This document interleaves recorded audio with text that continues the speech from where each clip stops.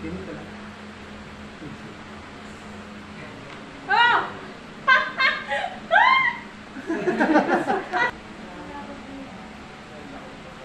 Ini lang.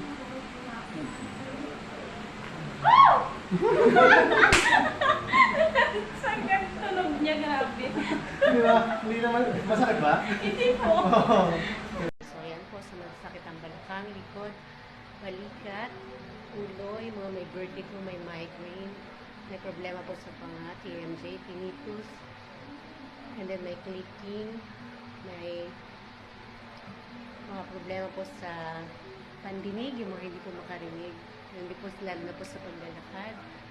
Sa mga na-stroke po, yan, pwede po ang ating Kuya Alphonse setting.